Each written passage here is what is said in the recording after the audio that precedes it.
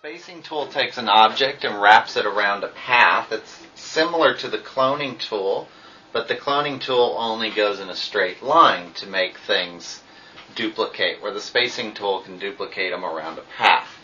The first thing we're going to do in our little bulldozer piece here, I'm going to select this front end. This piece has been ungrouped, by the way, if you're using the one that I gave you. And I'm going to go to Modify, convert it to an editable poly, and go to Edge. And I'm going to select the edge all the way around the outside of the front of this bulldozer piece or scoop.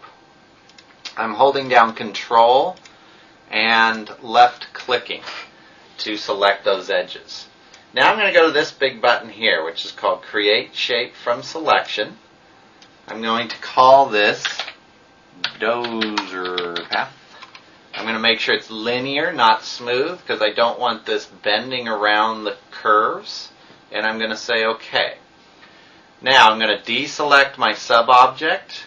I'm going to go to my Select by Name, and you'll see that there's Dozer Path. I'm going to select that, and you can see that that is a path or a spline now that matches right up to that edge.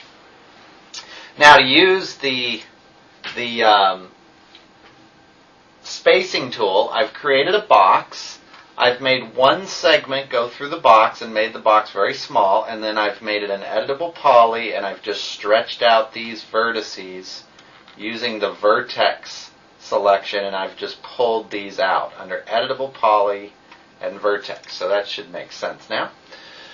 I'm going to select the object, turn off the sub-objects. So I've selected the object I want to space. I go to Tools, Spacing Tool, pick Path, and click on the path. In this case, it's the Dozer path. It'll only highlight over a path.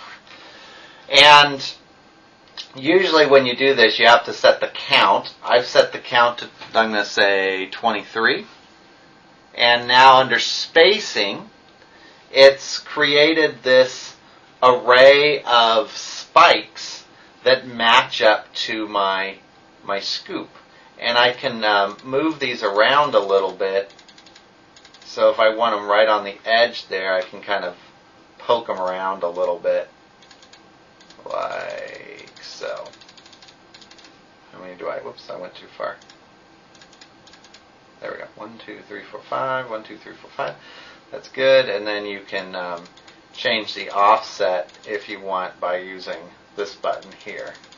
So just changing the offset a little bit will space them out more evenly.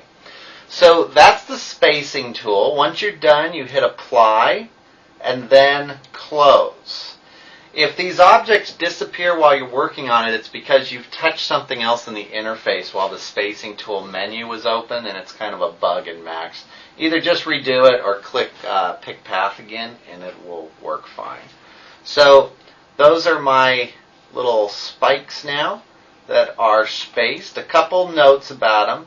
These are not attached, so if you want to attach them, you're going to have to go back and do that by hand by seaming these polygons together or using the Attach feature. So I could attach these if I wanted to.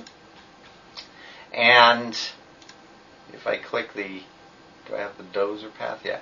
If I click the Dozer path, you'll see the path is still in there, and you may want to get rid of that at some point. You can get rid of the original object at this point if you want to, and you can get rid of each object individually if you want to, if you don't want that many. Whoops. If you don't want that many. So I'm going to get rid of these because I think that'll look a little bit better. So that's the spacing tool. Go ahead and play with this. This file will be in my folder for you to play with if you want.